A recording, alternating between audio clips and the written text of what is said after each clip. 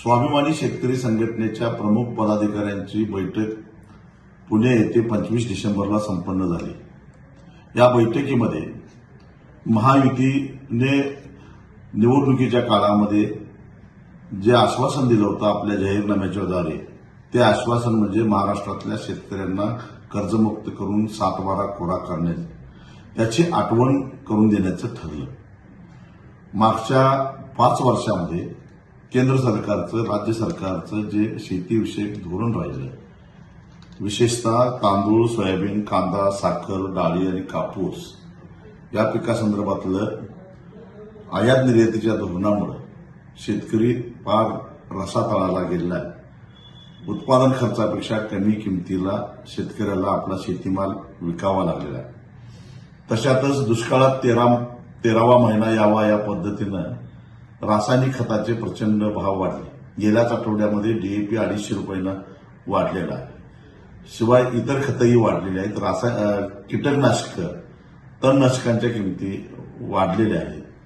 त्यामुळे उत्पादन खर्च प्रचंड वाढलेला आहे आणि मग अशा परिस्थितीमध्ये शेतकरी हा उत्पादन खर्चापेक्षा कमी किमतीमध्ये आपला शेतीमाल विकायला लागला। सरकार हमीभाव जाहीर करतं, पण हमीभावाचा कायदा अस्तित्वात नसल्यामुळे हमीभावापेक्षा कमी किमतीमध्ये शेतकऱ्याला आपला शेतीमाल बाजारामध्ये विकावा लागतो।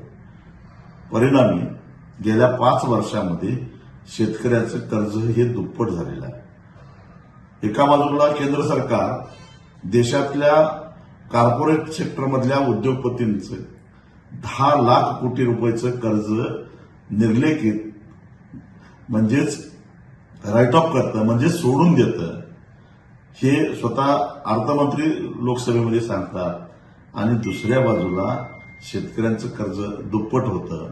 हे अतिशय दुर्दैवी गोष्ट आहे आणि म्हणून आता महायुतीला महाराष्ट्रातल्या शेतकऱ्यांनी भरभरून मतं दिलेली आहेत।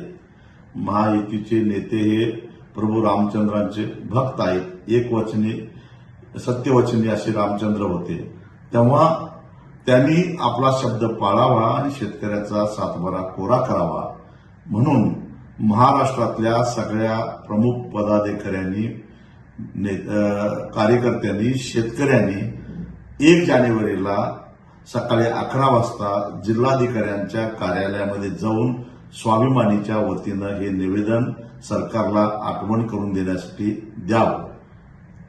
त्यानंतरच्या जानेवारीच्या पहिल्या आठवड्यामध्ये मी स्वतः प्रमुख पदाधिकाऱ्यांना घेऊन मुख्यमंत्र्यांना भेटणार आहे, त्यांना त्यांची आठवण करून देणार आहे। या वर्षीच्या बजेटमध्ये जर काय या कर्जमाफीची तरतूद केली गेली नाही तर मग मात्र जानेवारीच्या शेवटच्या आठवड्यामध्ये जी राज्य कार्यकारिणी होणार आहे, त्या कार्यकारिणीमध्ये एक प्रचंड मोठ्या आंदोलनाची घोषणा होणार आहे।